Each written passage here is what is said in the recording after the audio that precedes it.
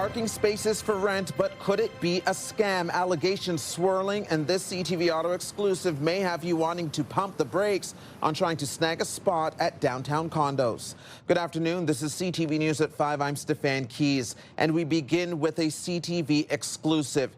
Now that public servants are returning to the downtown core in big numbers, parking is understandably going to be a hot commodity. That being said, we are investigating an alleged parking scam, leaving people out thousands of dollars. CTV's Caitlin Wilson joins us live with part one of her investigation. And Caitlin, it sounds like some of these alleged victims were even shown the spots in person. Tell us more.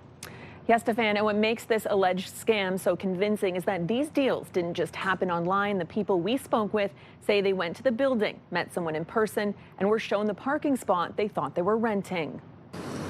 Noah Banks and Catherine Manley say they met the same man at the same apartment building on 400 Albert Street earlier this year, hoping to rent a spot in the underground parkade. Both signed a contract. Both paid roughly $3,900 for the year. The only difference is Manley says she used her visitor spot for a month until her access was cut off, and Banks never used the spot at all. After we contacted the man they say they dealt with, Banks received a full refund. The man tells CTV News these types of subleases fall within a gray area and that refunds have been provided. But Manley says she's still waiting for her money back.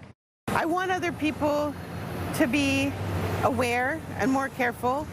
At minimum, know that getting a tour of where you're supposed to go is not enough. I want to warn others about this individual and a potential scam that's going on, and hopefully save other people from the headache and stress and emotional roller coaster it is to be scammed. In a statement to CTV News, Centurion Property Associates, which manages the building, says the individual involved has no affiliation with Centurion or the property and no authority to rent or sublet parking on our behalf. We have notified residents, posted notices in the building, and are cooperating with the Ottawa Police Service. And police say they've now received more than 20 reports alleging similar parking scams and say most appear to be connected to the same individual. Tomorrow we'll tell you who Banks and Manley say they dealt with and how the allegations extend beyond 400 Albert Street. Stefan? All right, looking forward to part two. CTV's Caitlin Wilson reporting live for us. Thank you, Caitlin. Turning now to a troubling trend impacting several Ottawa neighborhoods. The city says more people are reporting discarded needles and crack pipes this year, and that the number of drug paraphernalia being picked up is in the thousands. CTV's Dylan Dyson is here with more details. Dylan. Yeah, Stefan, certainly a troubling trend. Statistics from Ottawa Public Health show drug paraphernalia found on city streets is up by the thousands compared to last year. Between January and June in 2026, more than 21,300 needles and 19,600 glass pipes were picked up. That's a significant increase compared to the same time last year, where 11,600 needles and 13,500 glass pipes were found across Ottawa. Ottawa Public Health has identified Sandy Hill, Lower Town West, Lower Town East, Centertown, and West Centertown as the neighborhoods where drug paraphernalia is being found most. It's raising concerns from residents that these items, which pose a health risk, are now being found in areas they once weren't. One man on the call said, "My 5-year-old son found a hypodermic needle at a bus stop." And the man was not furious, he was scared to death. And the people in the area were scared for the children because needles were being found everywhere. Back in June, the province ended funding for supervised consumption sites, focusing instead on heart hubs for homelessness and addiction recovery treatment. Prior to the consumption site closures, Ottawa's medical officer of health expressed concerns that the move would lead to an increase in overdoses and deaths. In a statement, Ottawa Public Health said the increase in drug paraphernalia cannot be attributed to one factor and should not be viewed as a direct measure of substance use here in Ottawa. Stefan. All right, CTV's Dylan Dyson reporting live. Thank you, Dylan. Some breaking news developments coming into our newsroom this afternoon. Ontario Provincial Police say a third body has been discovered on a Smiths Falls property already under investigation. We understand there's concern from the public, as this is the third set of human remains located on the property on Kelly Jordan Road. OPP say they've located the body of an Eastern Ontario man who went missing nearly 4 years ago. Police saying the body was found earlier this month on August 2nd and has now been identified as 44-year-old Lawrence Bertram. The other two bodies found belong to 75-year-old Robert Lambert, who was discovered late July, and 34-year-old Robbie Thompson, who was discovered last October. 4 people are currently facing charges related to this case, but the investigation continues. In the meantime, Ottawa police say more than $190,000 worth of contraband cigarettes and tobacco were seized at a business in the West End. Police posting this picture of the seizure. Officers also seized 2,200 cigars, 2,000 Zyn tins, and over 1,000 vape pods from the business called My Legacy off Maryvale Road. So far, only 1 worker has been charged. The investigation is ongoing. It's down to the wire for trade talks between Canada and the United States. There are just hours left to reach a deal to avoid another round of U.S. tariffs. And while we know conversations are happening, we still don't have a full grasp of how well they're going. Here's CTV's Mike Couture with the latest. Yesterday, there was a lot of action when you consider there was an hour and 45-minute meeting between both sides of negotiators that included U.S. Commerce Secretary Howard Lutnick. But today, it's been extremely quiet outside the offices of U.S. Trade Representative Jamieson Greer. While Canada is looking to get sectoral tariffs removed on steel, aluminum, and lumber, the tariffs on autos seem to be one of the most significant roadblocks to these negotiations. Right now, it's a 25% tariff on all non-American parts in those cars that are going into the United States. Sources are telling CTV News that while the Canadians want that number to go down to 10%, one American source says they might be willing to settle on 12.5%. Also new today, the U.S. Chamber of Commerce published a statement advocating for an end to this trade dispute. In it, the chamber encourages the two sides to continue talking with the goal of making a deal, saying, quote, the introduction of higher tariffs would damage both economies, drive up the costs for U.S. families, further disrupt critical supply chains, and risk the 13 million American jobs that depend on trade under the U.S.-Mexico-Canada trade agreement. Some of the people who were around that table for that negotiation say it's getting difficult to see how we can come to a deal because of how dug in the Americans are on sectoral tariffs. It's not so much about getting a win for Canada, it's about surviving the damage being inflicted by Donald Trump and limiting the damage. We've got to ride out the next 2.5 years of this president. We're never going to get to a great place on trade with this president. He likes his tariffs. So the goal is limiting damage. Just how much damage Canada can limit remains to be seen as the clock continues to tick towards that midnight deadline. Mike Couture, CTV News, Washington. With back to school right around the corner, educators are working with the province to try and shore up collective agreements. And we are working and dealing with a government that has eliminated so many of the supports that our students and our members and our workers rely on. The union representing Ontario elementary teachers say many collective agreements expire at the end of this month, and right now some 800 members are meeting in Toronto discussing their concerns like a lack of support in the classroom for students with special needs. The 4-day meeting wraps on Thursday. Also, educators have been one of the key voices around the impact of social media on their students, and so some of them may not be happy to learn that Parliament Hill's proposed ban on social media for children under 16 is likely to face a charter challenge. A legal expert says the broad restrictions could infringe on freedom of expression and privacy rights, especially for youth who rely on social media for information and community. The concerns follow a ruling by a French court which found the ban too broad. I'm here today because my daughter should still be alive. Let that sink in. When my daughter was struggling, it became Meta's bottom line. Meanwhile, social media giant Meta faces off against a coalition of U.S. states in court today, and parents are not holding back about the impact on their late children. The case is centered on several allegations that Meta designed its platforms to be addictive to kids, as well as misleading consumers about safety and claims over privacy law violations. The trial could lead to enormous penalties, with worst-case estimates topping $1.4 trillion U.S. dollars. Meta has denied all allegations. Coming up on CTV News at 5, we go off script with CFRA's Christy Cameron after her conversation with mayoral candidate Jeff Leeper. and we'll also have this. We've seen great response from Ottawa in terms of the music lover. It's a great music city. And excitement grows for Ottawa's newest music venue, the current mayor getting a sneak peek just moments ago.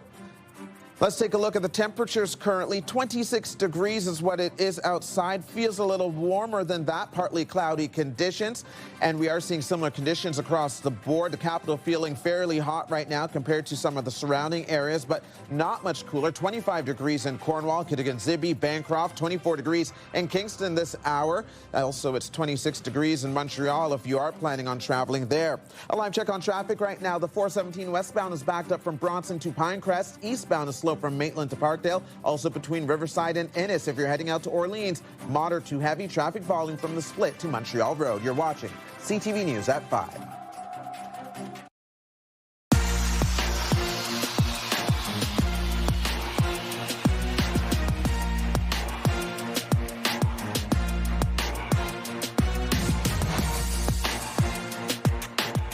Welcome back to CTV News at 5, and it's time to go off script with CFRA's Christy Cameron. And Christy, I understand you just went one-on-one with mayoral candidate Jeff Leeper. What's your take on the councillor now vying for the top job? Well, that's right. We had quite a long conversation on CFRA, just got off the air. He's promising more transit for the city of Ottawa. So you remember the New Ways to Campaign, or New Ways to Bus campaign, I should say, which made changes to over 100 bus routes. He's basically promising to undo the cuts that were made there.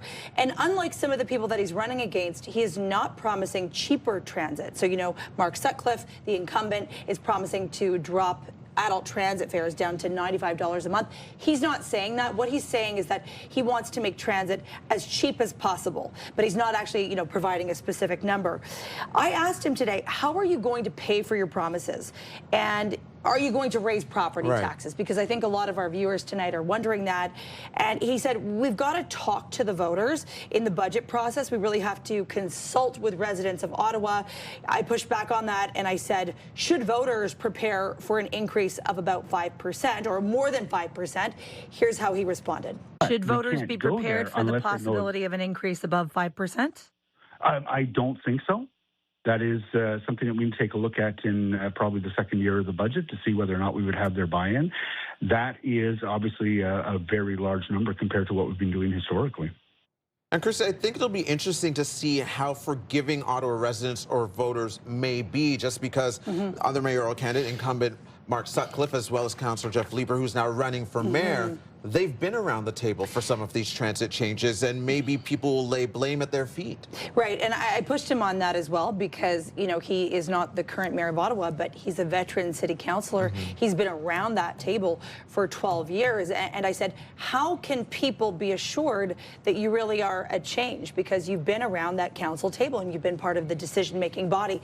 On that, he stood firm and he said that his record is something that he stands by, that throughout the years he has tried to push back on changes that he did not believe in, but that at the end of the day, it really is one city councillor, one vote, and he only had his vote, and he stands by what he did. So we'll see what people think. We'll see what people think indeed. Thank you for that, Christy. You can join the conversation, leave a comment through the Talkback feature on the iHeartRadio app. You can listen live to Christy Cameron on News Talk 580 CFRA weekdays from 2 to 6, and now watch Christy anytime on YouTube. Subscribe to the News Talk 580 CFRA channel. Well, many in Ottawa are watching the clock for the grand opening of Ottawa's newest live music venue, History Ottawa, counting down the days until the first show in the new Byward Market site. And right now, dignitaries are on deck for the opening ceremony. CTV's Austin Lee is live inside History Ottawa. He joins us now with more. Austin. Well, Stefan, it's a small handful of people that are here for this launch event, but the excitement is certainly palpable. We're hearing from some people, some of the leadership at Live Nation Canada. We also heard moments ago from Mark Sutcliffe and the area councillor Stephanie Plante. We took you inside yesterday, so here's another look at inside this facility. It's a brand new venue with capacity for 2,000 people, and they put a lot of work into turning this into Ottawa's newest live music space, because it used to be the old Chapters building, but you really can't tell anymore. The space has been completely redesigned with the help of 5-time Grammy Award-winning artist artist Drake, and that has a lot of fans excited. The first show is set for Thursday night, the first official show when the Wallflowers will be playing on opening night. Live Nation says it is a music-first venue, but it will also host some special events, galas, and comedy shows. Again, the launch event just started a few minutes ago. It's still going on right now. We're also told that there's going to be a special live show on the stage behind me, although we don't know who that is just yet. It's a big secret. I am told, however, it's a local act. Stefan. All right, that's a little tidbit. That's good. Thank you. CTV's Austin Lee reporting live for us. I moved to Ottawa in 2008, and at the time I needed help for things that were going on in my life, and I came to the capital city and I couldn't find help. Coming up on CTV News at 5, one woman's outreach mission delivering care in the capital. Today's edition of Simply Ottawa is next. Here's what you can watch later tonight on CTV. E-Talk starts at 7, then 3 episodes of The Big Bang Theory begin at 7:30. The Amazing Race Canada is on at 9. Password is on at 10. Now for another check on the weather forecast, let's take a live look through our Centennial Glass Sky Cam. It is 26 degrees outside currently. And taking a look at our satellite radar picture, partly cloudy conditions for much of the day today here in the capital region. Overnight, we will see a low of 17 degrees. Partly cloudy skies continue. There is a chance that we could see some showers before morning. Also a risk of a thunderstorm before you wake up as well. 24 degrees for that daytime high tomorrow. Mostly cloudy in the valley overnight. 17 degrees for the overnight low as well. A daytime high of 24 tomorrow. Mostly cloudy skies. If you are along the Seaway, there is a chance that you could also see some rainfall tomorrow. We are expecting some tomorrow in the capital as well. A daytime high of 25 degrees, clear skies overnight, and 19 degrees. Let's take a look at our 5-day forecast. Again, 60% chance of showers tomorrow, high of 24. The sun will return on Thursday, sunny skies with a high of 25. Be on the lookout. There could be a risk of a thunderstorm tomorrow as well, not just overnight. Friday, more sunshine expected, 26 degrees, and it's looking like a fairly wet weekend so far.